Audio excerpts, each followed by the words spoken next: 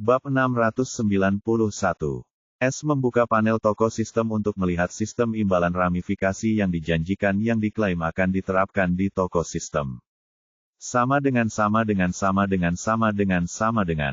Toko sistem. Buku keterampilan yang tersedia. Teknik yang tersedia. Senjata yang tersedia. Pil yang tersedia. Dampak yang tersedia, sementara. Sama dengan. Sudah cukup lama sejak sesuatu yang baru diletakkan di toko saya, keluh S sebelum membuka bagian sementara. Sama dengan. Sistem toko, bagian ramifikasi, sementara. Sumber ramifikasi, misi rantai terakhir. Tanda hubung. Hadiah kondisi 2. 1. 1 juta EXP dan 1 juta SP. Biaya ramifikasi, 100.000 poin pencuri. 2. Seni siluman jiwa. Biaya ramifikasi, 5 juta poin pencuri. 3. Dasar-dasar pembuatan arai kelas 1 hingga kelas 3. Biaya ramifikasi, 1 juta poin pencuri. Tanda hubung. Hadiah kondisi 3. 1. 3.500.000 EXP dan 3.500.000 SP. Biaya ramifikasi, 350.000 poin pencuri. 2. Pencopet mutlak. Biaya ramifikasi, 10 juta poin pencuri. 3. Token peningkatan item menengah. Deskripsi, tingkatkan harta karun yang dibeli dari toko sistem sebanyak 2 tingkat. Tersedia, 3. Biaya ramifikasi, 10 juta poin pencuri, per token. Sama dengan. Jadi, EXP dan SP yang terlibat dalam hadiah itu juga dijual, ya. Ini benar-benar konsekuensi. Namun, ini juga menunjukkan betapa pentingnya misi pencuri surga. Mata S menjadi tajam saat dia mengabaikan EXP dan SP sepenuhnya karena keduanya akan sia-sia jika dia mengklaimnya pada tahapnya saat ini. S sekarang tahu bahwa EXP dan SP dari sistem itu cukup berharga karena keduanya tidak akan berkurang, tidak peduli di tahap mana dia menggunakannya, tidak seperti harta karun yang dimilikinya. Item dengan nilai rendah akan memberinya EXP atau SP dalam jumlah rendah saat ia menjadi lebih kuat, sementara item dengan level lebih tinggi akan segera meningkat setelahnya. Namun, EXP dan SP sistem yang tertunda tidak seperti itu. Sistem ini tidak pernah memberikan batasan waktu pada hadiah yang tertunda, dan ini merupakan keuntungan tersendiri, dan S akan sepenuhnya memanfaatkannya. Seni siluman tanpa hatiku sudah mencapai puncaknya, jadi seni siluman ini datang di waktu yang tepat. Di saat yang sama, aku belum punya waktu untuk membuat rune. Untuk copet sejati ini mungkin versi yang lebih tinggi dari skill kopetku yang mungkin satu-satunya skill dasar yang masih kugunakan. Namun menggunakannya dengan ancaman jiwa pada level ini cukup berbahaya, terutama jika aku mencoba menggunakannya pada seorang kultivator alam kesadaran hukum. Namun, yang paling kubutuhkan adalah hadiah terakhirku. Mata S bersinar seperti matahari saat melihat 3 token peningkatan item yang tersedia. Saat ini, satu-satunya hal yang ia butuhkan adalah kerahasiaan identitasnya sepenuhnya serta ia membutuhkan alat yang ampuh yang dapat membantunya bergerak tanpa mengungkap identitas kulit putihnya. Namun, satu-satunya alat di gudang senjatanya adalah topeng wajah 1000. Tetapi akhir-akhir ini tidak ada gunanya karena tidak dapat lagi menyembunyikan identitas aslinya dari makhluk kuat seperti roh menara atau ahli alam kesadaran hukum. Bahkan seorang ahli alam manifestasi jiwa puncak juga bisa melihat menembus topeng itu selama topeng itu menguncinya. Masalah ini juga tidak terbatas pada makhluk hidup. Masalah terbesarnya adalah formasi kuat yang tidak dapat membuat kesalahan seperti makhluk hidup. Itulah sebabnya dia harus menyusup ke inti persatuan dengan wujud aslinya sejak awal. Namun sekarang, dia dapat meningkatkan topeng 1000 wajahnya. Sistem, aku ingin membeli ketiga token peningkatan item perantara dan kemudian menggunakannya pada Tousan Face Mask. Perintah S tanpa ragu. Adapun membayar 30 juta poin pencuri, dia tahu itu harga yang kecil dibandingkan dengan kebebasan bergerak di tempat ini. Suara sistem mulai berdering pada saat ini. Sama dengan. 30 juta poin pencuri telah dikurangi. 3 token peningkatan item menengah telah berhasil dibeli. Tanda hubung tanda hubung tanda hubung. Poin pencuri, 23.918.950.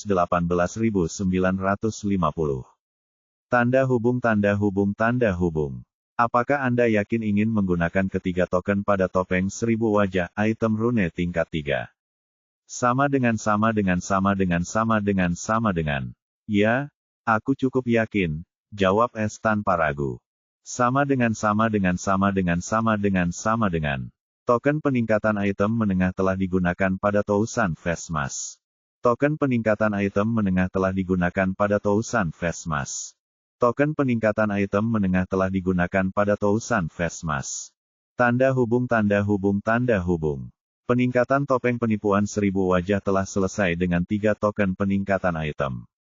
Tanda hubung tanda hubung tanda hubung.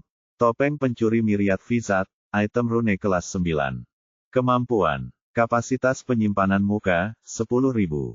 Wajah yang disimpan saat ini, 373. Hapus wajah, baru. Deskripsi, Myriad Vizard Mask memiliki kemampuan untuk menghapus save face. Tatapan pencuri, baru. Deskripsi, pengguna dapat menyelamatkan muka sesuka hati selama masih dalam jangkauan penglihatan pengguna. Catatan, untuk menggunakan kemampuan Tifish Gaze, pengguna harus mengenakan Myriad Vizard Mask. Pencuri tak terlihat. Deskripsi, selama kemampuan ini aktif, pengguna tidak akan terlihat di bawah pengawasan objek rahasia apapun. Penyamaran kultivasi bela diri, alam 1 hingga alam 8. Penyamaran kultivasi jiwa, alam 1 hingga alam 8. Penyamaran aura fisik rasial, baru.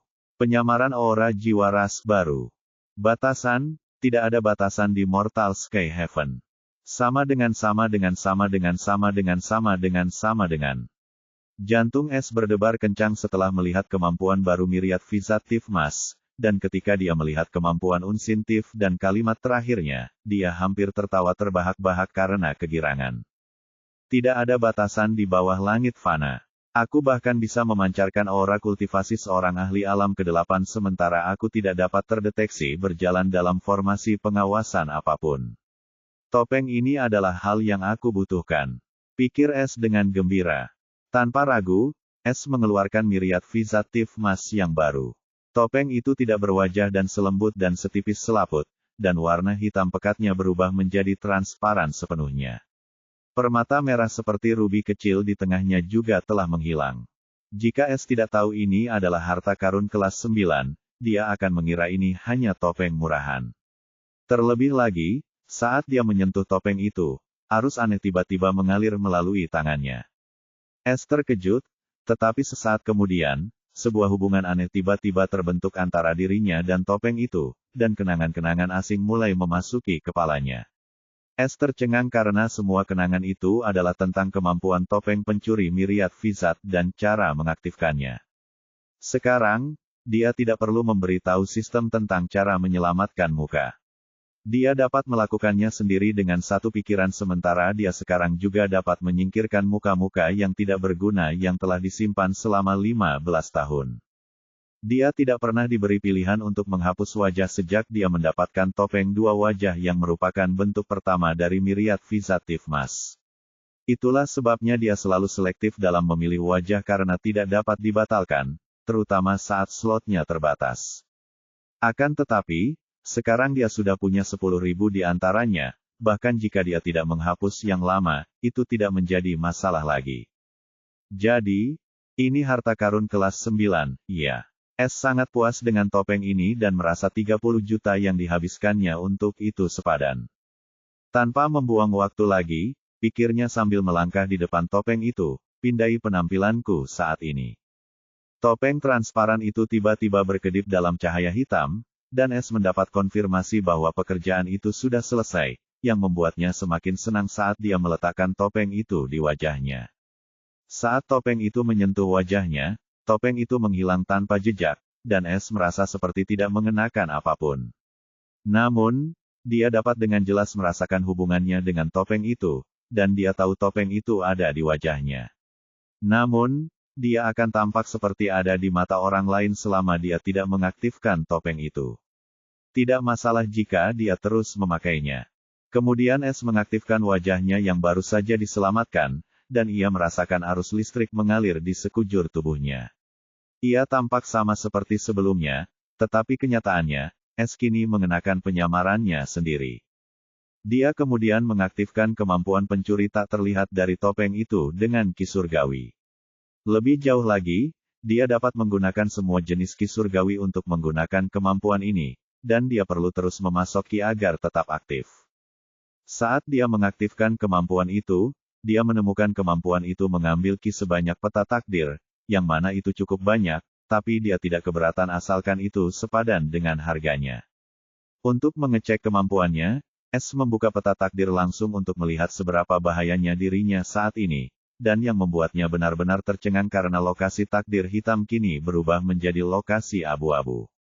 Dengan jantung berdebar kencang, S kemudian membatalkan kemampuan pencuri tak terlihat itu, dan peta abu-abu itu langsung berubah warna dan kali ini berubah menjadi merah tetapi tidak hitam.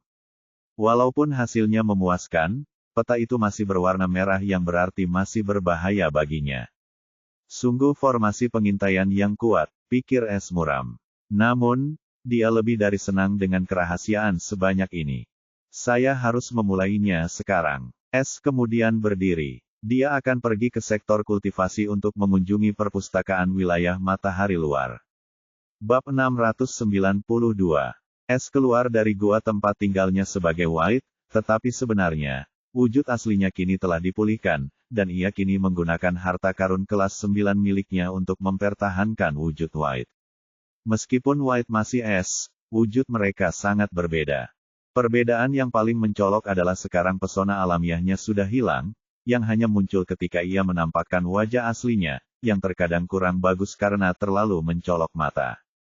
S kemudian membalikkan tangannya, dan muncullah sebuah pedang perak sepanjang 1 meter, yang tidak lain adalah pedang terbang yang ia terima setelah lulus ujian. Pedang ini adalah senjata bintang 8, dan diukir dengan reruntuhan khusus, yang memungkinkannya terbang hanya dengan menggunakan ki. Dengan penuh minat, S menuangkan ki jiwa duniawi elemen cahaya yang selama ini ia gunakan sebagai White. Orang-orang itu bahkan tidak menyadari bahwa ki-nya sudah memiliki elemen karena kendalinya atas ki duniawi kini sangat teliti. Pedang terbang itu berdengung pelan sebelum mengembang hingga panjang 1,5 meter dan lebar 6 inci. Dia kemudian melepaskan gagangnya, dan seperti yang dia ingat dari ingatan Zarker, lalu menggunakan ki-nya untuk mengendalikan pedang saat dia melayang di udara. Dalam waktu 5 menit, pedang terbang itu kini bergerak mengitari S seperti ular yang lincah, dan semakin ia menguasainya, semakin terang pula matanya. Bagaimana jika aku mampu mengendalikan pedang biasa menggunakan ki milikku? Atau mengubah niat pedangku menjadi pedang terbang? Bukankah aku juga bisa terbang dengan pedang itu? Selain itu, pengendalian pedang terbang ini bahkan lebih mematikan dalam pertarungan. Jika aku dapat mengendalikan pedangku sesuka hati, tidak seorang pun akan dapat melihatnya datang. Teknik semacam ini sangat cocok dengan gayaku. Aku yakin serikat ini punya beberapa orang yang sepemikiran denganku. Lagi pula, mereka juga punya pedang dalam nama mereka, yang berarti serikat ini mungkin punya warisan yang berhubungan dengan jalur pedang. Aku mungkin bisa membuat kemajuan dalam jalur pedangku di sini. S merenung. Pada saat ini, pedang terbang itu muncul tepat di bawah kakinya, dan dia menginjaknya tanpa ragu-ragu. Dengan pikirannya, dia mulai mengendalikan pedang itu saat dia mulai terbang perlahan. Setelah merasakannya, dia mulai meningkatkan output ki dan kecepatan pedang meningkat. Namun, dia tidak berani menggunakan terlalu banyak ki, atau dia mungkin akan menimbulkan kecurigaan jika dia berhasil menemukan harta karun yang ditujukan untuk ranah pembangunan fondasi tingkat menengah dengan kapasitas penuh tepat setelah mendapatkannya.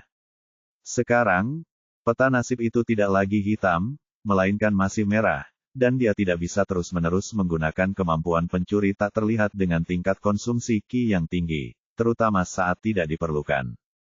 Dengan pedang terbangnya, perjalanan S yang memakan waktu lebih dari 1 jam, dipangkas menjadi 10 menit, dan ia mulai terbang tinggi di atas gunung menuju sektor budidaya tempat perpustakaan itu berada. Sekarang dia lebih percaya diri dalam menjaga keselamatan dirinya sendiri, jadi dia berencana untuk menimbulkan keributan di serikat pekerja. Saat S naik ke atas, dia melihat penghuni gua kelas 2, yang tidak sesempit kelas 3, sementara penghuni kelas 1 memiliki pintu masuk sepanjang 10 meter, dan jaraknya setidaknya 100 meter satu sama lain. Namun S tidak pergi ke arah sana karena itu merupakan area terlarang bagi orang sepertinya. Saudaraku, apakah kamu pendatang baru? Ketika S hampir sampai di batas sektor kultivasi, sebuah suara terdengar dari belakang. S kemudian menoleh ke belakang dan melihat seorang pemuda setinggi 5 kaki 8 inci dengan rambut hitam panjang, penampilan di atas rata-rata, dan tubuh ramping. Ia memancarkan aura alam pembangunan fondasi tahap awal, dan ia dengan cepat terbang tepat di samping S dengan kecepatannya yang luar biasa. Aku memang pendatang baru. Senang bertemu denganmu. S mengangguk tanda mengerti. Pemuda ini adalah manusia pertama yang dilihatnya setelah muncul di tempat ini. Pemuda itu tersenyum ramah saat memperkenalkan dirinya. Sepertinya Anda bukan dari garis keturunan yang lebih tua, jadi Anda berakhir di sini. Nama saya Clifford, dan senang melihat wajah baru dari ras kita. Namaku White. S mengangguk. Cocok dengan penampilanmu. Clifford terkekeh ramah. Jadi, kapan kau ke sini? Hari ini. Apa? Clifford tercengang, dan dia melihat pedang terbang S dan tidak bisa menahan tawa. Hah, saudara White, kamu memang suka bercanda. Anggap saja aku tidak bertanya jika kamu tidak ingin menjawab. Apakah kamu akan pergi ke sektor kultivasi untuk mencoba keberuntunganmu? Perusahaan mana yang kamu ikuti? S tahu orang ini tidak akan mempercayainya karena jika dia datang ke sini hari ini, maka penguasaan pedang terbangnya seharusnya tidak sampai pada tingkat seperti itu. Namun dia juga tidak mencoba menjelaskan dirinya sendiri. Saya akan pergi ke perpustakaan untuk bertukar teknik kultivasi. Saya belum berniat bergabung dengan perusahaan manapun. Jawabnya. Clifford merasakan aura S, dan dia tahu S hanyalah junior di puncak ranah gerbang jiwa. Jadi dia tahu wajar saja kalau S belum bergabung dengan perusahaan manapun. Bahkan perusahaan kecil pun tidak akan menunjukkan minat pada junior gerbang jiwa. Perusahaan berskala kecil hanya mengizinkan para penggarap alam pembangun fondasi untuk bergabung dengan mereka, dan anggotanya berkisar antara 10 hingga 1000 orang, dan mereka tidak memiliki wilayah sendiri di sektor pembudidayaan. Kemudian ada perusahaan menengah. Hanya perusahaan dengan wilayah kecil yang dapat menyebut diri sebagai perusahaan menengah, dan anggotanya berkisar antara 1000 hingga 10.000 orang, dan sebagian besar anggotanya adalah sarjana serikat. Terakhir, perusahaan-perusahaan besar dikendalikan oleh instruktur serikat, dan anggotanya berkisar antara 10.000 hingga 100.000 atau bahkan lebih. Perusahaan-perusahaan semacam ini mendominasi sumber daya sektor budidaya, dan bergabung dengan mereka terlalu sulit. Khususnya bagi manusia yang tidak mempunyai perusahaan besar dan para anggotanya yang berpangkat tinggi pun semuanya dipaksa untuk masuk ke dalam perusahaan besar 3 besar apabila ingin maju. Ini adalah fakta sedingin es yang tidak dapat dibanggakan oleh siapapun, tetapi apa yang dapat mereka lakukan? Bagaimana dengan ini, Saudara White? Jika Anda mau, saya dapat memperkenalkan Anda pada perusahaan kecil saya. Pemimpin kami adalah orang yang sangat lembut. Dia mungkin tidak akan menolak Anda. Kita, manusia, harus bersatu dalam sektor budidaya dan saling menjaga satu sama lain. Clifford berkata dengan serius. S memandang Clifford dan tersenyum karena dia tahu orang ini tidak mempunyai niat jahat, tetapi dia tidak datang ke sini untuk main-main, jadi dia menolaknya dengan sopan. Aku akan memikirkannya setelah aku berhasil menembus ranah pembangunan fondasi. Dengan begitu, perusahaanmu akan lebih mudah menerimaku, dan kamu tidak akan kehilangan muka. Clifford terkejut karena dia tidak menyangka seseorang di ranah Soul Gates bisa menolak undangan perusahaan kecil dengan begitu saja. Dia menatap White dengan pandangan baru. Dia tersenyum dan mengangguk. Anda dapat menghubungi saya di ruang perawatan kelas 2 nomor XXX kapan saja Anda ingin bergabung dengan perusahaan saya. Saya akan menunggu Anda. S hanya terkekeh dan mengangguk tanpa menjawab. Jika Clifford tahu bahwa dia sedang berbicara dengan seseorang yang akan menimbulkan badai yang tak terbayangkan di Union, tidak ada yang tahu apa reaksinya. Bab 693. Sektor budidaya tidak seperti sektor kehidupan. Sektor budidaya seperti hutan lebat sedangkan sektor kehidupan dipenuhi rumah-rumah gua. Ada 3 wilayah di sektor kultivasi, wilayah pelatihan, tempat perpustakaan domain matahari luar berada, dan ruang kultivasi unik. Siapapun dapat mengakses kedua area ini asalkan mereka dapat membayar. Lalu ada wilayah terbuka yang terbuka untuk semua orang dan dipenuhi dengan segala macam sumber daya kultivasi seperti tanaman herbal, biji, dan bahkan batu ki, dan kristal jiwa dapat ditemukan di wilayah ini. Akan tetapi, ada pula binatang iblis kuat yang menjaga wilayah semacam ini, dan bahkan perusahaan besar pun harus waspada terhadap monster tua itu. Masalahnya, kawasan ini diperebutkan oleh perusahaan-perusahaan besar, dan sisa-sisanya jatuh ke tangan perusahaan-perusahaan menengah sementara perusahaan-perusahaan kecil bagaikan gelandangan yang mengumpulkan remah-remahnya. Wilayah ketiga adalah wilayah menara kultivasi yang sebenarnya merupakan wilayah yang sangat besar di tengah-tengah sektor kultivasi. Itu adalah tempat yang unik di mana anggota serikat dapat berpartisipasi dalam peringkat menara kultivasi. Makin tinggi peringkatnya, makin besar pula hadiahnya. 1000 teratas dalam peringkat menara dapat menerima 1000 union merit setiap bulan tanpa melakukan apapun. Lebih jauh lagi, para ahli jenis ini semuanya adalah anggota perusahaan-perusahaan papan atas di wilayah terbuka, dan masing-masing dari mereka terkenal di wilayah matahari terluar. Pada saat ini, White melangkah ke wilayah pelatihan, yang merupakan tujuan pertama bagi siapapun yang memasuki sektor kultivasi. Adik White, semoga kita bertemu lagi. Jangan lupa kunjungi aku setelah kau bebas. Clifford mengucapkan selamat tinggal sebelum ia mengeluarkan pedang terbangnya dan terbang menjauh. Tentu, S mengucapkan selamat tinggal karena dia merasa senang bertemu dengan pria ramah dari rasnya sendiri. Jika dia tidak dalam kesulitan, dia mungkin akan berteman dengan pria itu. S kemudian melihat sekeliling karena sekarang dia berdiri di padang rumput. Hutan itu berjarak 3 mil dari pintu masuk, yang juga merupakan batas wilayah terbuka. Namun ia lebih tertarik ke arah selatan, di sana berdiri sebuah pagoda emas yang tinggi dan cukup menarik perhatian, dan tepat di samping pagoda emas ini terdapat sebuah paviliun emas yang sangat besar. Dia melihat banyak mahasiswa seperti dia pergi ke paviliun saat pagoda tidak sepopuler paviliun.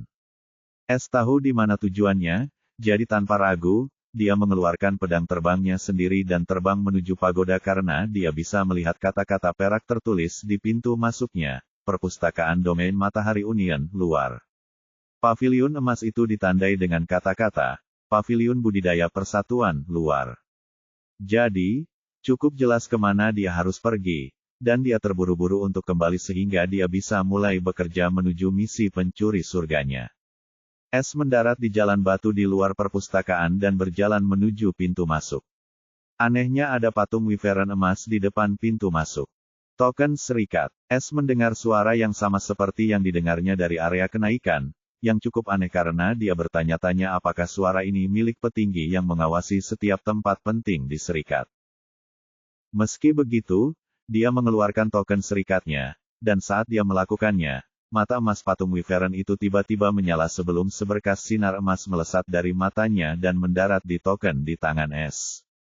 S tidak merasakan apapun selain cahaya hangat di tangannya sebelum menghilang, dan kemudian dia mendengar suara tanpa ekspresi. Siswa Union, putih kamu dapat memilih satu keterampilan fana tingkat atas, satu manual kultivasi jiwa alam kedua dari lantai 2, dan satu keterampilan fana tingkat bawah secara gratis dari lantai pertama. Jika Anda ingin memilih lebih banyak keterampilan atau buku panduan kultivasi, Anda akan dikenakan biaya dengan manfaat serikat. Setiap keterampilan, seni, dan buku panduan kultivasi memiliki harga yang berbeda.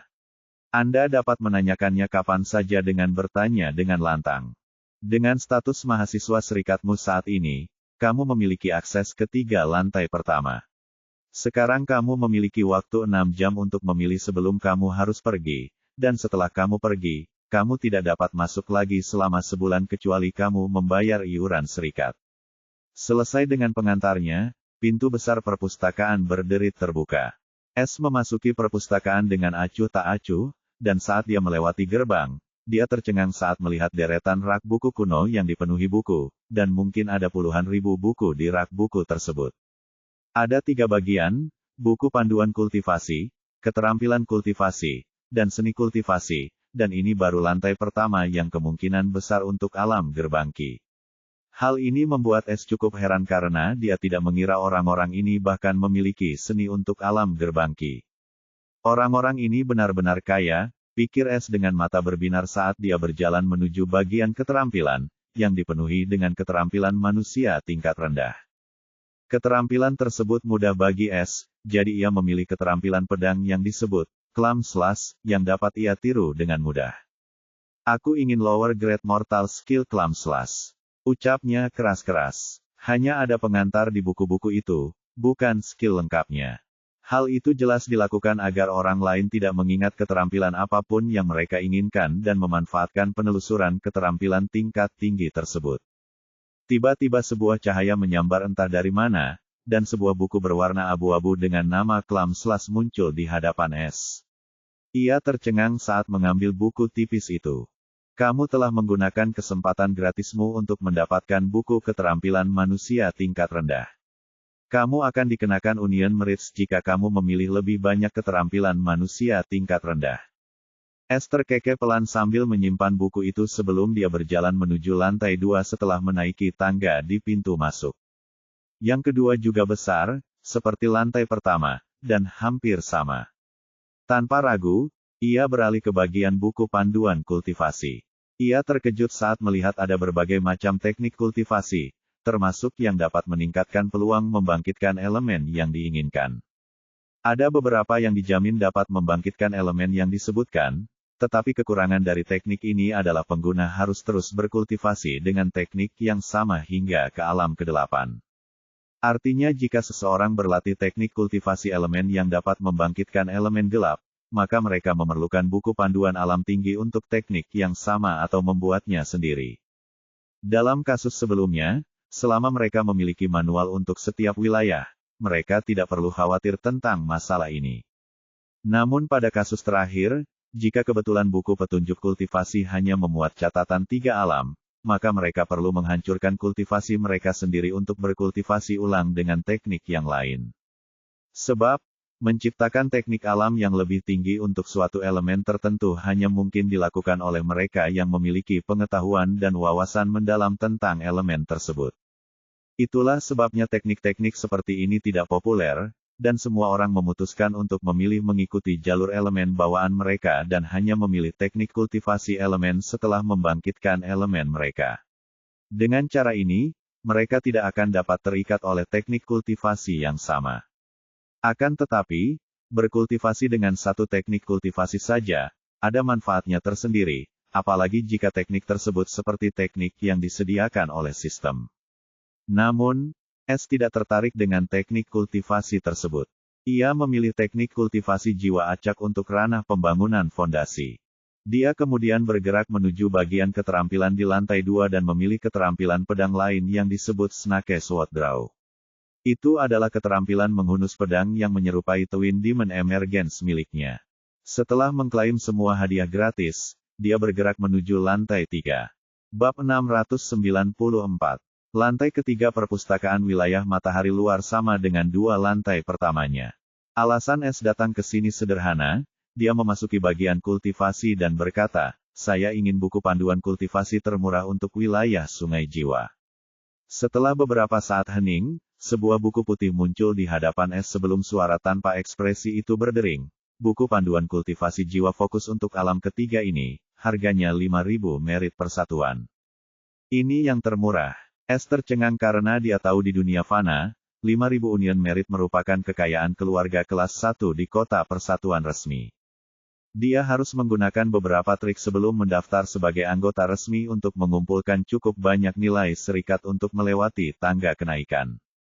Namun, manfaat serikat tidak ada gunanya baginya karena tidak ada apapun di wilayah matahari terluar yang mungkin dapat menarik minatnya. Bahkan perpustakaan ini hanya memiliki 4 lantai, jadi dia tahu tidak banyak hal menarik di sana. Baiklah, aku akan membeli buku panduan ini, katanya sambil mengambil buku itu. Saat berikutnya dia merasakan token serikat di tangannya memanas sebelum kembali normal. 5.000 union merits telah berhasil dikurangi. Suara itu terdengar. S kemudian tiba-tiba teringat sesuatu dan bertanya, apakah ada keterampilan pedang yang menggunakan pedang terbang sebagai dasarnya? Karena orang ini dapat menjawab pertanyaannya, dia mungkin harus menanyakan apa yang ingin dia ketahui. Pedang terbang itu cukup menarik, dan dia ingin lebih mempertajam jalur pedangnya sendiri dengan menggabungkan metode unik untuk mengendalikan pedang ini. Suara itu menjawab, ya, seni pedang terbang kembar bumi kelas bawah adalah seni pedang yang memiliki metode untuk mengendalikan dua pedang terbang untuk bertarung. Harganya adalah 1 juta merit serikat. Mata S berbinar ketika mendengar bagian pertama, sementara dia mengerutkan kening ketika mendengar harganya, yang sungguh tidak masuk akal. Terima kasih. S memutuskan untuk pergi karena dia tidak memiliki nilai persatuan untuk membeli karya seni itu, jadi tidak perlu membuang-buang waktu. Namun, itu tidak berarti dia menyerah karena matanya bersinar dengan penuh kebencian. Sekarang setelah aku bisa mengubah penampilanku tanpa khawatir akan ketahuan oleh siapapun, aku harus menggunakan metode yang sama untuk mengumpulkan Union Merits seperti yang kugunakan di dunia fana. Namun, hanya setelah membuka Heaven's Stealer Mission. S kemudian keluar dari perpustakaan dan menaiki pedang terbangnya, dan terbang menuju pintu keluar sektor budidaya karena belum saatnya untuk masuk lebih dalam ke tempat ini. Namun, ketika ia berada beberapa ratus meter dari bangunan kuno seperti yang ia masuki sebagai satu-satunya jalan keluar atau masuk, ia terpaksa berhenti karena 6 setan di pedang terbang menghalangi jalannya. Iblis muda, yang memiliki aura alam pembangunan fondasi puncak, tampaknya memimpin kelompok ini karena ia berkuda di bagian paling depan, dan ia juga berbicara lebih dulu sambil tersenyum jahat, "Junior, apa kabar?" White menjawab dengan acuh, "Aku baik-baik saja. Sekarang minggirlah." Senyum para iblis langsung mengeras karena mereka semua terkejut dengan reaksi manusia lemah ini. Mereka tidak pernah mengira manusia lemah ini tidak akan takut kepada mereka dan bahkan menyuruh mereka untuk minggir seolah-olah mereka adalah manusia dan dia adalah iblis. "Adik kecil, sepertinya kamu baru di sini. Apa kamu tidak tahu bagaimana cara menyapa seniormu?" Iblis lain mengejek dengan nada meremehkan. "Jika kau tidak menyingkir, ketua serikat mungkin akan tidak sabar dan datang ke sini untuk menemuiku. Percayalah padaku. Aku tidak akan berbohong kepadanya tentang alasan dia harus datang ke sini." White mengangkat bahunya. Kali ini, ekspresi para iblis berubah seketika saat mereka mendengar Union Elder, dan pemimpin kelompok itu langsung melihat sekeliling dengan panik. "Apa kau mempermainkanku? Bagaimana mungkin seorang tetua serikat menunggumu di wilayah matahari terluar ini?" Iblis muda itu membalas dengan dingin karena ia jelas mengira White hanya menggertak.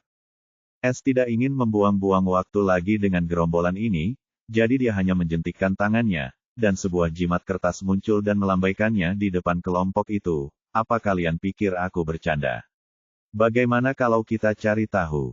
Sang pemimpin hampir terjatuh dari pedangnya ketika tubuhnya bergetar ketika melihat jimat kuning itu, sementara kelompok yang menyerbu tampak kebingungan. "Kami sangat menyesal. Kami mengira Anda orang lain." Pemimpin itu segera mengubah nada bicaranya menjadi sopan dan tersenyum sinis, "Ayo pergi." Kelima orang lainnya kebingungan karena mereka datang ke sini untuk merampok orang itu karena mereka melihatnya keluar dari perpustakaan, tetapi sekarang mereka berlari dengan ekor di antara kaki mereka, dan semuanya gara-gara secarik kertas. "Jadi, orang ini telah melihat jimat ini," pikir S sambil mengeluarkan jimat ini dengan cambuk yang diberikan kepadanya oleh Joseph. Dia hanya ingin melihat apakah orang-orang ini akan takut. Namun ada kemungkinan mereka bahkan tidak tahu apa jimat ini, jadi dia harus menggunakan cara lain untuk menyingkirkan gerombolan ini. Namun tampaknya cara itu berhasil. S tiba-tiba berkata, "Tunggu." Sang pemimpin hampir terjatuh dari pedangnya saat dia merasakan ada yang tidak beres dan menatap S dengan senyum kaku. "Ada apa, saudaraku?" White tiba-tiba tersenyum geli sambil berkata, "Aku butuh semua pahala serikat kalian untuk membeli hadiah bagi Elder untuk meredakan amarahnya karena aku sudah terlambat karena kalian. Bisakah kalian berbaik hati meminjamkannya kepadaku? Jika tidak, aku akan mengerti dan menggunakan benda ini untuk menghubunginya. Kalian bisa membantuku menjelaskannya, oke?" Ekspresi pemimpinnya menjadi gelap, "Dia merampok kita. Kamu, apa-apaan ini?" Asteris tampar asteris. Sebelum sang iblis dapat memarahi S, ia ditampar oleh sang pemimpin, yang dengan dingin berteriak kepadanya, "Diam kau, anjing." Dia kemudian dengan cepat menatap Es dan tersenyum dengan ekspresi aneh, "Tentu saja, kami akan meminjamkanmu semua pahala persatuan kami." Memberikan sumbangan untuk hadiah yang ditujukan bagi yang lebih tua adalah kehormatan bagi kami. Dia lalu melihat sekeliling kelompoknya dan berkata dengan nada dingin dan mengancam, "Kosongkan token kalian." Bab 695. Di domain matahari bagian dalam sektor manusia di wilayah sektor swasta. 15 manusia berkumpul di sebuah aula besar, dan fokus perhatian mereka tidak lain adalah Joseph, yang berdiri di sana dengan ekspresi yang sangat jelek. "Mengapa kau tidak menjawabku, Penatua Joseph? Mengapa kau tidak berusaha lebih keras untuk membujuk anak itu agar berada di bawah perlindungan kita? Jika bakatnya sama bagusnya dengan Penatua tertinggi, maka kau telah membuat kesalahan besar." Seorang wanita tua dengan jubah Penatua Serikat mencaci maki dengan keras sementara yang lain tetap diam tanda setuju. "Dengan segala hormat, Kepala ke-6, seperti yang sudah kukatakan berkali-kali, aku mengundangnya, tetapi dia menolak. Dia bahkan menolak para tetua dari ras lain, jadi menurutmu apakah dia akan ikut denganku hanya karena kita berasal dari ras yang sama? Ambisi anak itu besar, dan aku tidak bisa menentang keinginannya untuk menyeretnya ke sektor swasta menurut aturan serikat. Dia tidak ada hubungan dengan tetua atau tetua tinggi manapun di serikat kita. Lagi pula, aku sudah menghubungi tetua tertinggi, tetapi tidak mendapat balasan. Jadi, bukan salahku." Joseph membalas tanpa menahan diri karena jengkel. "Lancang, beraninya kau menyalahkan tetua agung." Seorang lelaki tua berjanggut abu-abu langsung menghantamkan telapak tangannya ke meja. Ekspresi Joseph berubah dingin saat dia mengamati ruangan, "Memangnya kenapa kalau aku yang melakukannya? Dia tidak peduli dengan kita atau apapun, dan sekarang aku mengerti mengapa ini terjadi." Ekspresi semua orang berubah saat mereka menatap dingin ke arah Joseph dengan ekspresi muram. Mereka tahu bahwa yang dia maksud adalah mereka. Mereka adalah 15 kepala sektor manusia yang menguasai seluruh wilayah sektor manusia. Hanya tetua tertinggi yang bisa ikut campur, dan dia nampaknya tidak peduli. Jadi sekarang ke-15 orang ini seperti penguasa tempat ini, dan semuanya berjalan sesuai keinginan mereka. Saat mereka mengetahui tentang White dari Clay, mereka langsung mengadakan pertemuan besar, dan Joseph menjadi tamu dalam pertemuan besar ini. Namun, Joseph tahu bahwa ini bukanlah undangan, melainkan pemanggilan integrasi, dan dia benar. Mereka menyuruhnya membocorkan semua rahasia, atau mereka hanya mengonfirmasi informasi yang mereka dapatkan dari Clay. Orang malang itu tidak berdaya melawan para tetua serikat yang kuat ini, jadi dia tidak punya pilihan selain mengungkapkan segalanya tentang tes masuk dan bagaimana White menolak setiap undangan. Namun, Joseph tidak seperti Clay. Ia juga seorang tetua serikat dan jauh lebih muda dari kelompok ini. Mereka hanya sedikit lebih berpengalaman dalam kultivasi daripada dia dan memiliki lebih dari 500 tahun senioritas. Namun kini, Joseph merasa sangat muak dengan orang-orang ini setelah bertemu dengan White. Ia merasa mereka hanyalah sekelompok orang idiot yang telah kehilangan kekuasaan, dan mereka jelas tidak puas dengan hal itu. Jika ada yang berubah, dia sekarang merasa lega karena White tidak datang ke sini dan memilih untuk berjalan di jalannya sendiri, atau dia mungkin telah dikorupsi oleh para birokrat ini. Mereka bukan lagi petani. Tanpa memberi mereka kesempatan, Joseph berkata dengan tegas, "Saya mengundurkan diri sebagai tetua swasta dan kembali menjadi tetua domain terbuka. Kalian dapat menyimpan sumber daya kalian." Ekspresi semua orang berubah saat mendengarnya, dan sedikit kepanikan muncul di hati mereka. Mereka tahu betapa berharganya seorang kultivator tingkat tetua serikat, dan ini akan menjadi pukulan besar bagi ras mereka jika mereka kehilangan satu saja. Kau sudah gila." Seorang pria parubaya berteriak sebelum ia muncul tepat di hadapan Joseph, yang sedang berbalik hendak pergi. "Kepala keluarga, Anda telah bersikap baik kepada saya selama ini. Namun, saya sudah muak dengan tempat yang suram ini. Mulai sekarang, saya akan berkultivasi dalam isolasi. Berikan tempat saya kepada orang lain." Ekspresi dingin Joseph sedikit melunak, tetapi dia tetap teguh pada keputusannya. Kamu bisa berkultivasi di sini. Mengenai anak laki-laki itu, kami hanya frustrasi dan khawatir tentang kesejahteraannya karena dia mungkin mengalami beberapa kecelakaan di wilayah matahari luar. Kami tidak pernah berencana untuk menyalahkanmu. Jangan dimasukkan ke hati. Pria parubaya itu dengan cepat mengubah ekspresinya yang tegas menjadi ramah. Ya, seperti yang dikatakan kepala suku, kami hanya khawatir tentang kejeniusan ras kami. Kami tidak menyalahkan Anda. Yang lainnya juga mulai menyanyikan nada yang sama secara serempak. Joseph terdiam dan bingung harus bereaksi seperti apa. Akhirnya, dia menggelengkan kepala dan mulai berjalan lagi tanpa menjawab. Mau kemana? Kepala pertama menyipitkan matanya karena masih menghalangi jalan Joseph.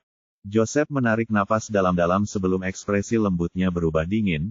Pertama, jika kau terus menghalangi jalan, aku akan mengaktifkan ujian penguat terhadapmu. Jangan lupa bahwa seorang tetua serikat bebas untuk bergabung atau meninggalkan wilayah sektor swasta. Jika ditemukan seseorang yang memaksa pihak lain atau mengancamnya dengan cara curang, itu tidak akan menjadi pertanda baik bagi pihak lawan. Dan kebetulan saya memiliki keyakinan yang sangat tinggi bahwa saya dapat membuktikan bahwa saya sedang diancam. Apakah Anda ingin tahu apakah saya menggertak atau mengatakan yang sebenarnya?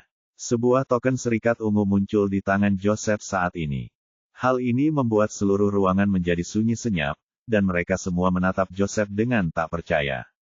Dia benar-benar serius dengan semua ini. Kepala pertama menatap Joseph dan kemudian token di tangannya dengan ekspresi jelek. Dia benar-benar marah sekarang dan ingin menamparkan kedua orang yang memperburuk situasi itu. Yusuf tidak akan minggir. Joseph memotongnya sebelum tokennya tiba-tiba bersinar. Tunggu, aku akan melakukannya. Aku hanya ingin mengatakan bahwa kau melakukan kesalahan. Meskipun begitu, ini rumahmu, dan kau bisa kembali kapan saja. Kepala suku pertama berkata dengan muram sebelum ia menyingkir dari jalan Joseph. Aku akan mengingatnya.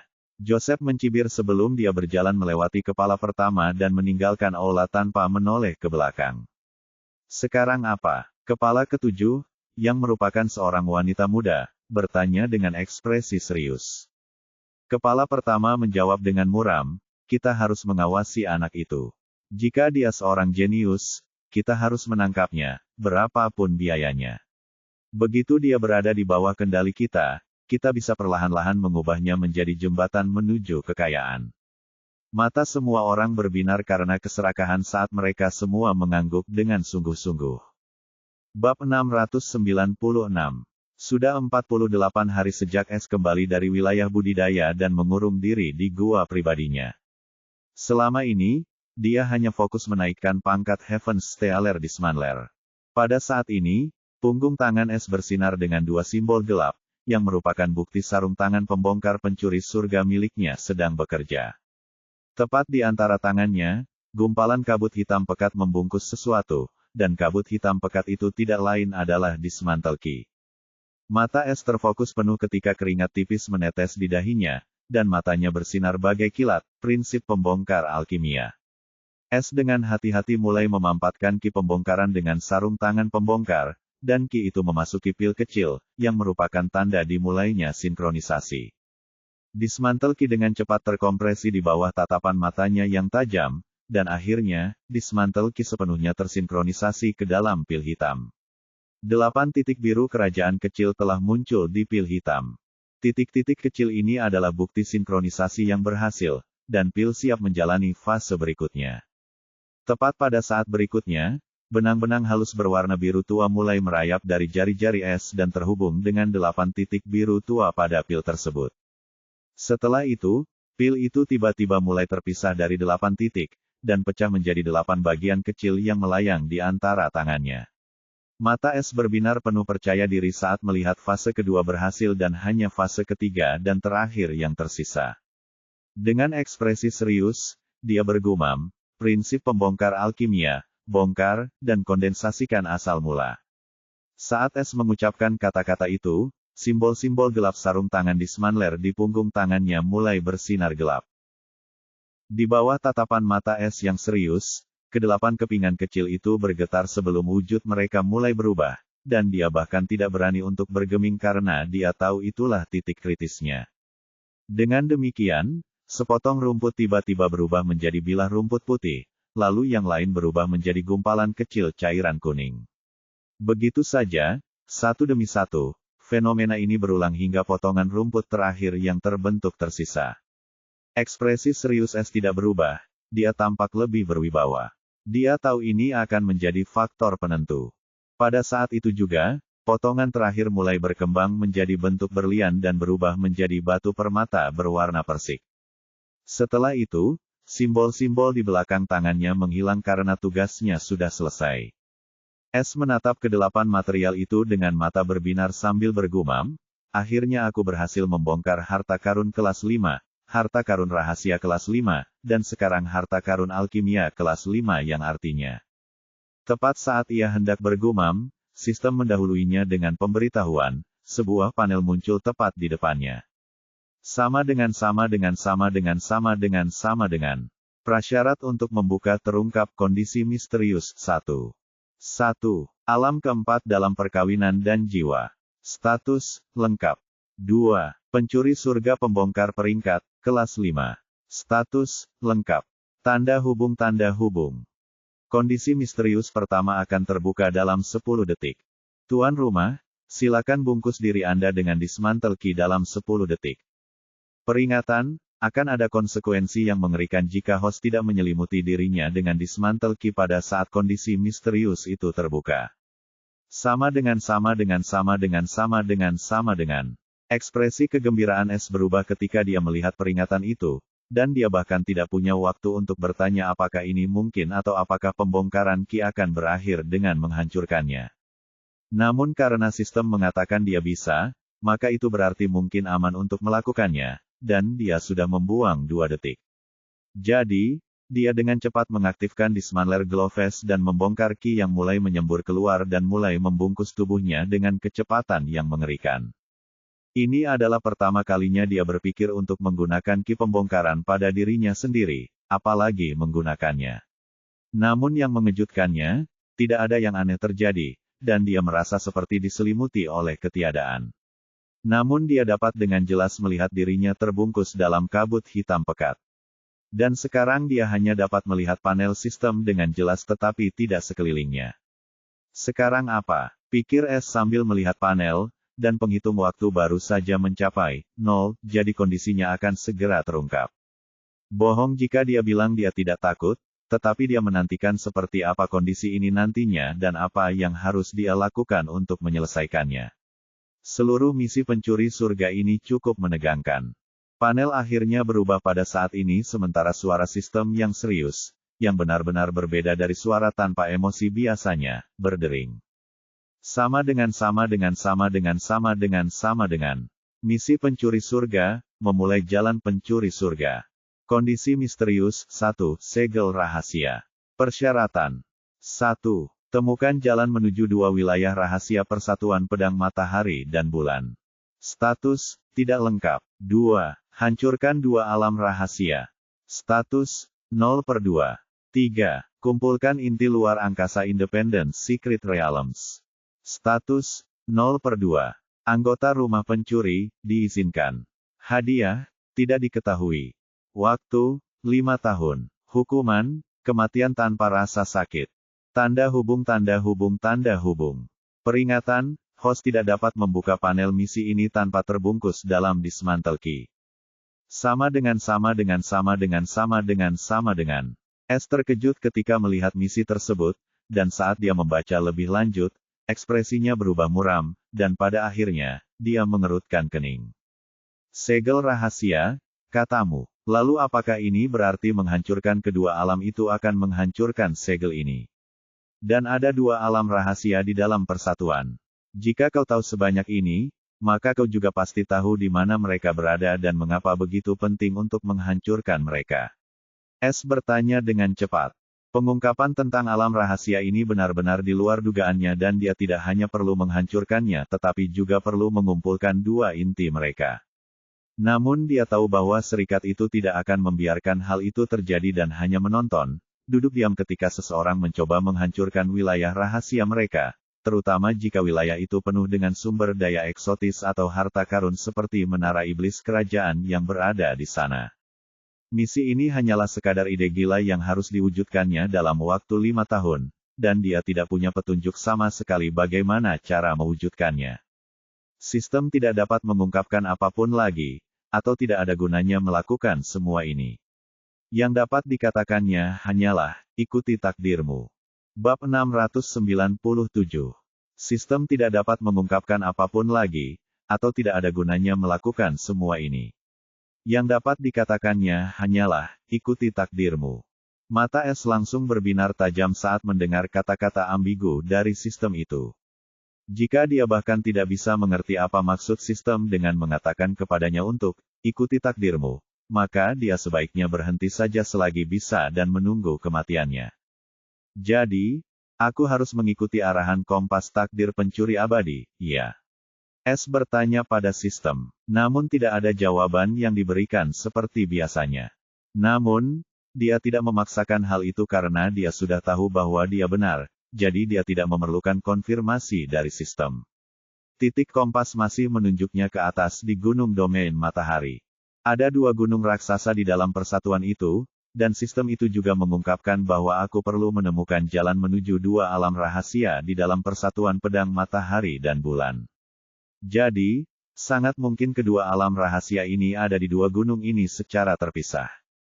Kalau begitu, bagaimana aku bisa menyusup ke Moon Domain? Apa aku harus berubah menjadi wanita? S mengerutkan kening saat ini. Meskipun dia tidak tahu malu dan bisa melakukan apa saja dalam hal mencuri, dia tidak pernah mencoba menyamar sebagai wanita, karena dia selalu mengincar pria. Itu seperti naluri alaminya sebagai pria. Yah, belum saatnya untuk pergi ke jalur kematian karena nyawaku dipertaruhkan di sini. Jika keadaan semakin mendesak, aku akan melihat apa saja pilihanku dan kemudian bergerak sesuai dengan itu. Masih belum jelas apakah dugaanku benar atau tidak. Aku harus fokus mendaki wilayah matahari. Aku mungkin bisa menemukan beberapa petunjuk tentang alam rahasia ini dan memecahkan misteri segel rahasia ini. Ini mungkin kunci untuk keluar dari persatuan, atau setidaknya bisa mendorongku lebih dekat ke sana.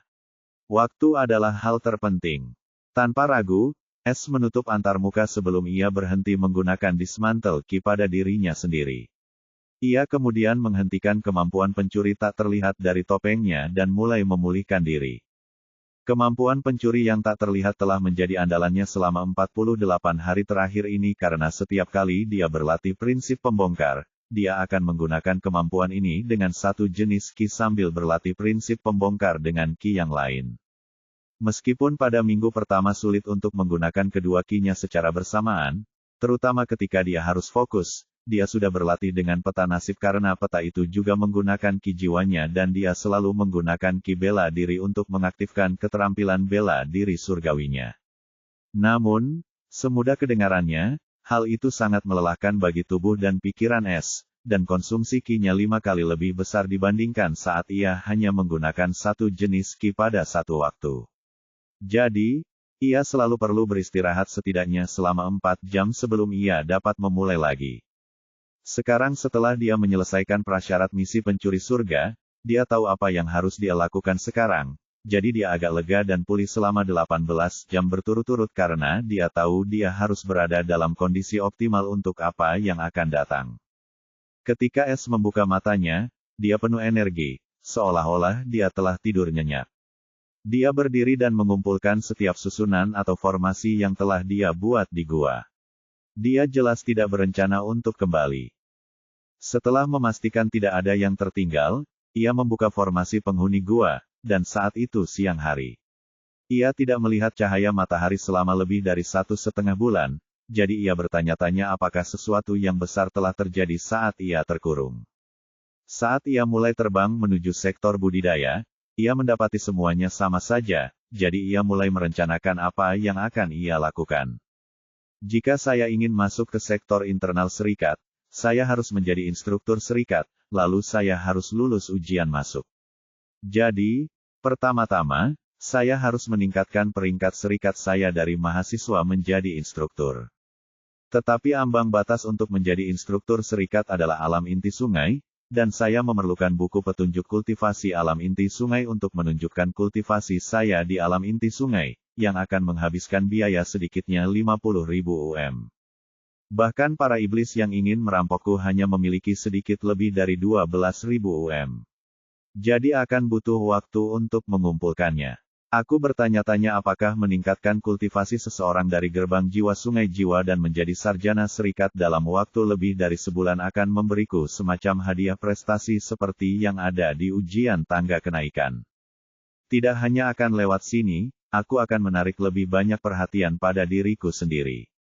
Aku butuh dukungan yang cukup tinggi untuk memasuki tempat manapun yang aku inginkan dan dapat mengakses rahasia serikat, dan hanya ada satu orang yang dapat mewujudkannya.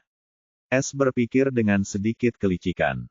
Jadi, pertama-tama, aku harus masuk ke sektor penegak hukum serikat untuk meningkatkan pangkatku dan melihat apakah aku bisa menangkap ikan besar.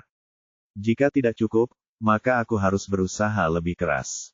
Kecepatan pedang terbang di bawah kakinya meningkat saat dia melewati banyak penghuni sektor kehidupan, dan mereka semua terkejut saat menatapnya dengan bingung karena S mengenakan jubah siswa serikat, tetapi seorang siswa serikat seharusnya tidak memiliki kecepatan seperti ini.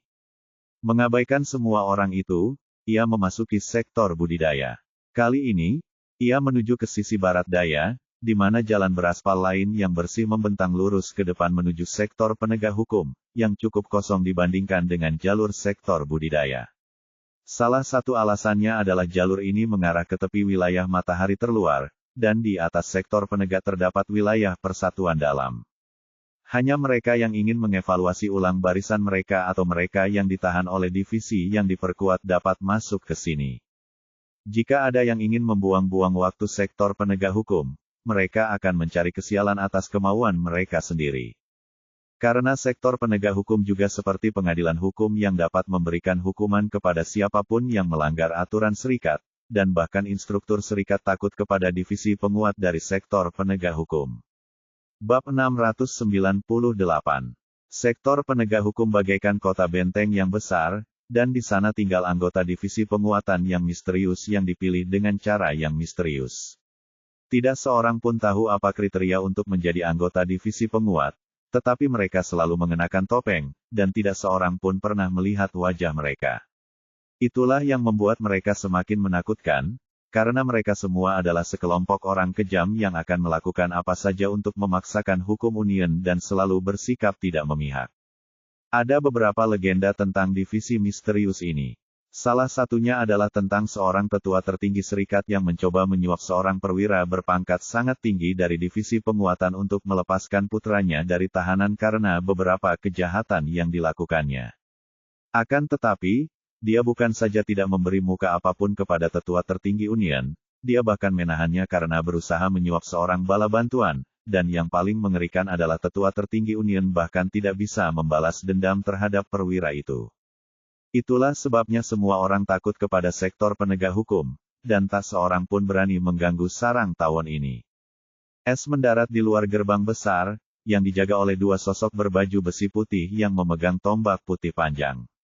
Bukan hanya itu, wajah dan mata mereka juga tersembunyi di balik topeng putih tanpa wajah, kulit mereka juga ditutupi kain putih, dan rambut mereka juga tersembunyi di balik helm putih. Mereka sepenuhnya berwarna putih seperti patung, dan S merasa aneh karena dia tidak merasakan fluktuasi apapun dari keduanya dan bertanya-tanya apakah itu benar-benar patung hiasan. Sebutkan tujuanmu, penghuni Outer Union. Sebuah suara berat dan mengesankan terdengar dari salah satu sosok berkulit putih. Jadi, mereka masih hidup, pikir S dan ingin sekali menyelidiki jiwa mereka, tetapi dia bahkan tidak bisa merasakan tingkat kultivasi mereka, jadi itu adalah pertaruhan yang tidak ingin diambilnya saat ini. Dia menjawab dengan hormat, saya di sini untuk mengevaluasi kembali peringkat serikat saya. Token serikatmu. Suara yang sama bertanya lagi tanpa ekspresi. S mengeluarkan tokennya tanpa ragu-ragu, dan setelah itu, token itu tiba-tiba berkedip dalam cahaya kemasan sebelum kembali normal seolah-olah tidak terjadi apa-apa. Suara yang sama terdengar lagi saat ini, mahasiswa serikat White, kalian boleh memasuki area sektor penegak hukum tanda pagar 21. Seseorang akan mengawal kalian ke tujuan.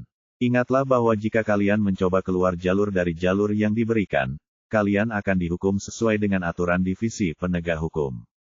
Mata S menyipit karena dia merasa pembatasan ini agak berlebihan, dan dia menjadi semakin penasaran tentang seperti apa sebenarnya sektor penegak ini yang ditakuti semua orang. Menyembunyikan pikirannya yang sebenarnya, dia dengan hormat menjawab, "Saya mengerti." Tidak ada jawaban lebih lanjut yang diberikan, dan sesaat kemudian, S melihat jalan setapak kecil terbuka di dalam gerbang merah besar. Jadi, dia tahu itu kemungkinan besar isyarat baginya untuk bergerak maju, dan dia melakukannya.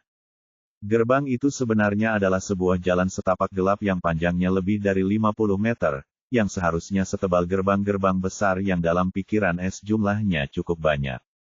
Bagaimanapun, dia terus berjalan sambil mencoba mengamati sekelilingnya, tetapi indera pencurinya benar-benar stabil tanpa ada yang aneh. Namun, dia tahu lebih baik daripada mempercayainya begitu saja. Kemudian dia membuka peta takdir, dan peta itu tampak berwarna merah, dan titik kompas masih menunjuk lurus ke depan. Namun, S tiba-tiba menyadari seseorang dengan sangat aneh. Mengapa dua gerbang luar itu tidak terlihat di peta nasib? S kebingungan karena dia masih bisa melihat lorong di belakangnya, dan dia juga tidak berada di tempat lain. Jangkauan peta takdir selebar 3 mil, sama seperti indera pencurinya, jadi mustahil untuk tidak melihat kedua sisi luar itu. Hal itu belum pernah terjadi sebelumnya, jadi dia menanyakan pertanyaan yang sama kepada Moira. Namun, jawaban Moira mengejutkannya. "Tuan S, hanya makhluk hidup yang memiliki poin takdir." "Tunggu, apakah maksudmu dua orang di luar itu tidak hidup? Apakah mereka seperti boneka mayat atau boneka darah?" S merasa khawatir dengan pernyataan ini karena terlalu sulit untuk mempercayainya. Meskipun mereka tidak memiliki fluktuasi kehidupan, mereka juga tidak seperti mayat-mayat itu karena mereka tampaknya tidak memiliki aura kematian. "Saya pikir Anda mungkin sudah menyadarinya jika mereka adalah mayat karena pertemuan dekat Anda dengan mereka. Jadi, mereka mungkin beberapa jenis boneka lainnya. Meskipun demikian, mereka tidak memiliki takdir karena mereka tidak hidup, yang mengakibatkan tidak ada poin takdir." Jawab Moira. "Jadi, itulah mengapa aku tidak merasakan fluktuasi apapun pada mereka." S meringis karena kejadian ini terlalu aneh baginya. Jika mereka bukan mayat, apakah ini berarti seseorang diserikat menggunakan teknik seperti boneka mayat hidup untuk membuat anggota divisi penguat? Atau seluruh divisi penguat dibangun di atas boneka-boneka ini? S merasa kemungkinan ini terlalu tidak masuk akal untuk menjadi mungkin. Namun saat dia memikirkan betapa misteriusnya divisi penguat itu dan kisah-kisah kesetiaan mereka yang nyaris buta terhadap serikat, dia merasakan hawa dingin merambati tulang punggungnya. Sebab jika ini benar, maka ada seseorang yang tengah memainkan permainan yang mengerikan, dan wajah asli serikat pekerja itu mungkin tidak semenyenangkan yang terlihat. Akan tetapi, itu tetap saja hanya dugaan yang tidak berdasar, dan S sungguh berharap itu tidak benar karena keadaan akan menjadi sangat suram baginya jika seseorang seperti Moon Vien King mengendalikan segalanya di balik layar. Dengan berat hati, ia melangkah keluar dari lorong dan mendapati dirinya berdiri di sebuah lembah. Tidak hanya itu, ia juga melihat sosok putih lain berdiri beberapa meter darinya, dan ketika ia melihat peta takdir, hatinya hancur karena ia juga tidak memiliki titik takdir. "Ikuti aku." Suara renyah terdengar dari sosok putih itu sebelum berbalik dan mulai berjalan di lembah. S menarik napas dalam-dalam dan mengikuti sosok putih itu seolah-olah dia tidak tahu bahwa itu adalah boneka yang sedang berjalan. Ketika mereka berjalan sekitar 50 meter di dalam lembah, S melihat beberapa jalan muncul, dan sosok putih itu mengambil jalan tertentu dan terus berjalan. Kali ini, mereka berjalan di antara jalan yang terbuat dari tembok tinggi seperti gang, dan S tidak dapat melihat apa yang ada di sekitarnya. Hanya peta takdir yang menunjukkan jalan di sekitarnya. Namun, hal itu malah membuatnya semakin jelas bahwa seseorang sedang mencoba menyembunyikan sesuatu. S akhirnya mengerti mengapa misi pencuri surga dipicu di tempat ini. Tempat ini penuh dengan bahaya dan misteri yang tidak diketahui, dan hanya dengan satu langkah yang salah, dia mungkin akan jatuh. Bab 699. Mengikuti di belakang boneka putih itu, Es muncul di luar sebuah gedung tua berlantai 5 yang sekilas tampak kumuh. Namun, Es merasakan sensasi yang mengerikan dari gedung tua ini. Dalam peta nasib, bangunan ini tampak berwarna merah, dan di dalamnya, tidak ada titik nasib yang terlihat. Anda boleh masuk. Petugas kuning akan menilai kualifikasi Anda. Boneka putih itu berkata tanpa ekspresi sebelum pintu kayu tua bangunan itu terbuka. Es melirik boneka putih itu sekali terakhir kalinya sebelum dia memasuki bangunan tua. Namun, Es terkejut ketika melihat bagian dalam ternyata sama sekali berbeda dengan tampilan luarnya. Tempat itu luas dan bersih, namun yang mengejutkannya adalah saat ia merasa dirinya telanjang karena ada kekuatan aneh yang menyelubunginya, memberinya perasaan menyeramkan. Namun dia mengendalikan tubuhnya agar tidak gemetar karena akan sangat jelas kalau dia bisa merasakan kekuatan tak kasat mata itu, dan dia cukup yakin dia tidak seharusnya merasakannya. Mata Es tertuju pada sosok kuning yang berdiri di belakang meja kasir, dan ia pun terperangah karena orang itu berpakaian sama seperti boneka putih, hanya saja warna kulitnya kuning. Petugas kuning ini juga boneka. Es tahu tidak ada seorang pun yang hadir di gedung ini, jadi kemungkinan besar dia benar, dan dia merasa semakin yakin bahwa seluruh divisi bala bantuan ini mungkin hanyalah boneka yang dibangun. Menyembunyikan emosinya, Es dengan tenang berjalan menuju petugas kuning yang berdiri di sana seperti patung. Es berada 1 meter dari konter dan terdengar suara serak. Letakkan token serikatmu di konter ini dan nyatakan pangkat dan pangkat apa yang ingin kamu uji. Es melakukan apa yang diperintahkan dan meletakkan token serikat di atas meja sebelum berbicara dengan hormat. Saya seorang mahasiswa serikat dan ingin meningkatkan peringkat saya menjadi sarjana serikat. Saya sudah menjadi penggarap alam sungai jiwa kosong, jadi apakah saya perlu mengikuti ujian? Pada saat ini, token serikat Es bersinar di konter sebelum suara serak itu terdengar lagi, namun kali ini sedikit kejutan terkandung jauh di dalamnya. Ini hari ke-50 Anda di serikat pekerja. Ya, jawab Es, dan matanya berbinar aneh saat dia menyadari riak dalam suara tanpa emosi itu. Hampir seketika, ketika Es membalas, Es merasakan kekuatan misterius pada dirinya menjadi 10 kali lebih kuat dan bertahan di sana selama 10 detik sebelum menghilang seolah-olah tidak pernah ada, tetapi dia tahu kekuatan itu masih ada. Kuharap topeng ini cukup untuk mengelabui penyelidikan apapun ini. Es meringis karena dia tidak merasa seyakin sebelumnya setelah memasuki tempat ini dan mengetahui tentang boneka-boneka divisi penguat. Luar biasa, sungguh luar biasa. Kau tidak hanya memiliki meridian fantastik kelas fana, meridian gelap, kau juga tampaknya memiliki fisik jiwa fantastik. Suara itu bergema lagi, dan kali ini mengandung kegembiraan yang jelas. Mata Es di balik topeng itu terbelalak ketika mendengar Dark Meridian, karena itu adalah pertama kalinya seseorang menunjukkan meridian khususnya. Meskipun disebut Dark Meridian, sebenarnya dia memiliki Primordial Darkness Meridian. Tetapi tetap saja, karena dia mampu menyelidiki sejauh ini mengenai meridian khususnya dan mencapai kesimpulan itu, maka dia pastilah makhluk yang menakutkan. Tetapi dia tidak mengerti mengapa orang ini mengatakan dia memiliki jiwa fisik, padahal jelas-jelas tidak. Meskipun demikian, dia tahu dia tidak boleh bersikap terlalu kentara, dan dia harus tetap tenang dan bertindak sebagaimana mestinya. Apa itu Dark Meridian? White tampak terkejut dan bingung. Tunjukkan ki jiwamu. Namun, suara itu tidak berniat menjawabnya karena memberikan perintah lain. Es mengerutkan kening di balik topengnya, tetapi dia tahu dia tidak punya pilihan selain patuh, jadi dia mewujudkan ki jiwa cahaya duniawinya, yang dia persiapkan untuk digunakan dengan identitas White. Tetapi sekarang, entah mengapa dia merasa itu tidak baik. Elemen cahaya, bukan gelap. Bagaimana itu bisa terjadi? Suara itu terdengar bingung sebelum Es merasakan penyelidikan mengerikan itu menyelimutinya lagi, dan kali ini berlangsung selama 1 menit penuh. Aneh sekali, kau belum mengembangkan teknik elemen, jadi kau seharusnya membangkitkan elemen gelap atau beberapa varian langka dari elemen gelap. Suara itu bergumam sendiri saat boneka kuning itu mulai menggaruk kepalanya. Bagaimana dia bisa tahu kalau aku tidak mengembangkan teknik yang berhubungan dengan elemen? Es merasa semakin waspada mendengar suara aneh ini. Namun dia tahu ini tidak akan berakhir baik baginya jika dia menunjukkan keanehan apapun saat ini. Sekarang dia sedang menunggangi seekor harimau, dan dia tidak bisa lepas landas hanya karena dia ingin. Mungkin ini ada hubungannya dengan fisik jiwamu, yang menghalangiku untuk melihat ruang jiwamu. Suara itu memberitahu S, yang membuatnya terkejut lagi karena dia bahkan tidak merasakan orang ini sedang mencoba melihat ruang jiwanya. Jangan khawatir. Jangan khawatir. Kamu mungkin orang paling berbakat yang lahir di serikatku setelah yayasan ini berdiri. Suara itu terdengar gembira.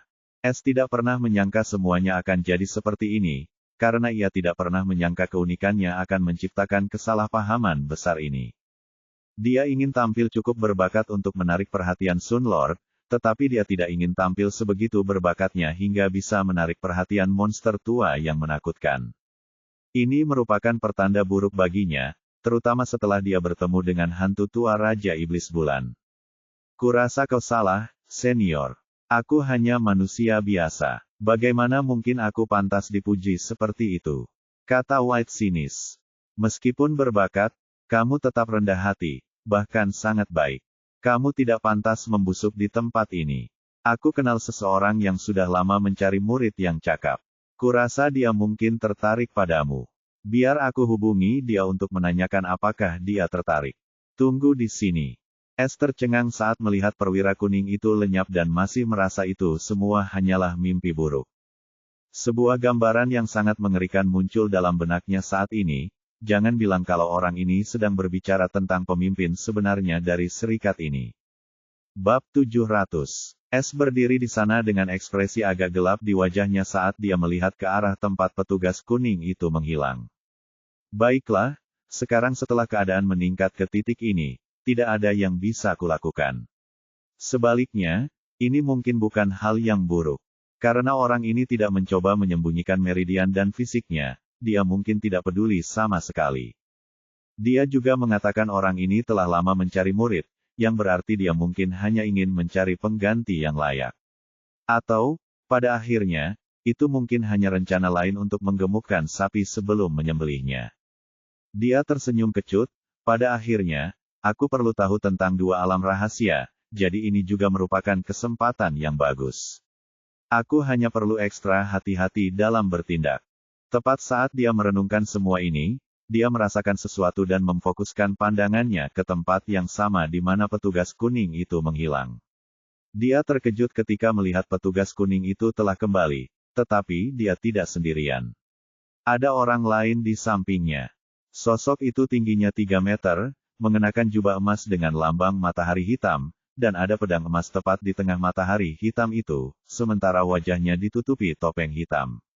Dia tidak lain adalah penguasa matahari, yang hanya di bawah satu orang dan di atas semua orang.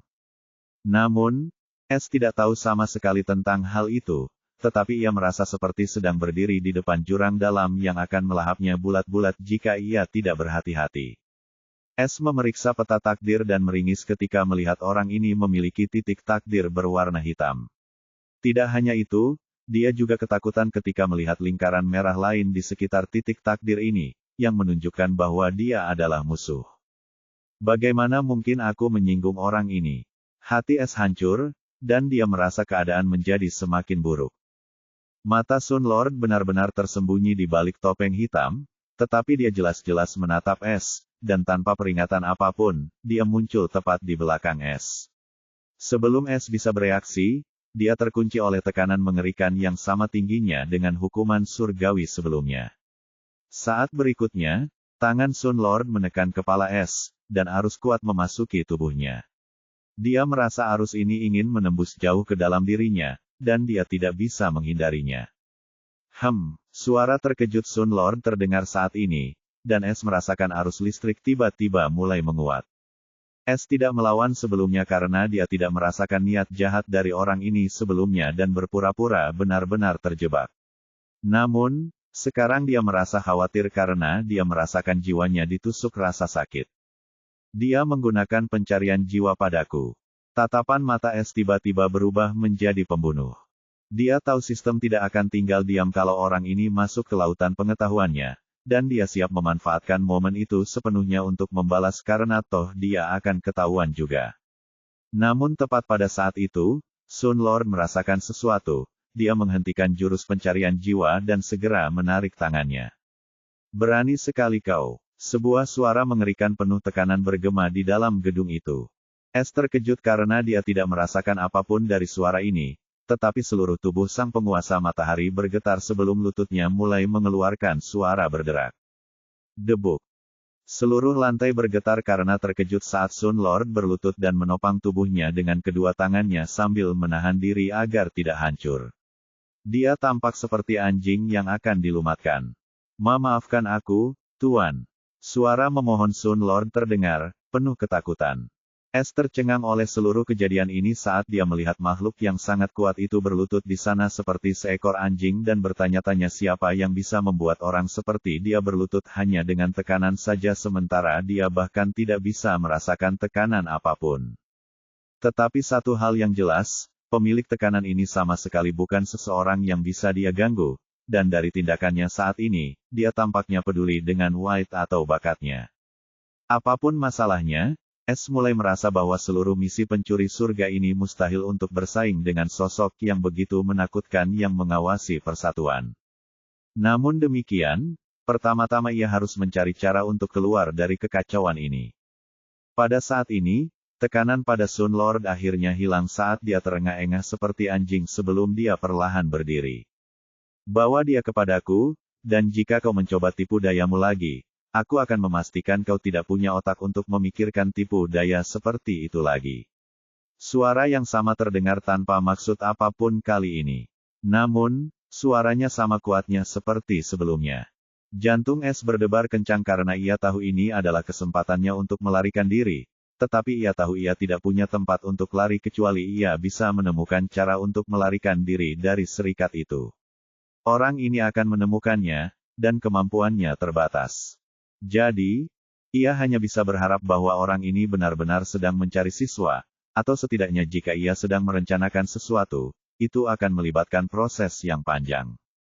Aku tidak berani. Sun Lord segera menenangkannya sebelum dia mendekati Es lagi dan kembali meletakkan tangannya di bahu Es. Es merasakan perasaan permusuhan yang kuat dari orang ini tetapi tidak ada niat jahat lagi. Dan dia berpikir dengan apa yang terjadi sebelumnya, dia tidak akan memainkan trik apapun. Tepat di saat berikutnya, Es tiba-tiba merasakan suatu kekuatan dahsyat menyelimuti dirinya sebelum ia mendapati penglihatannya berubah dan semuanya menjadi kabur, dan di saat berikutnya, penglihatannya menjadi gelap sebelum kembali lagi. Es sangat akrab dengan sensasi ini, dan hatinya menjadi dingin, teleportasi. Tepat seperti yang dipikirkannya saat melihat sekelilingnya, dia tidak berdiri di dalam gedung itu lagi, melainkan berdiri di luar gerbang istana emas yang megah.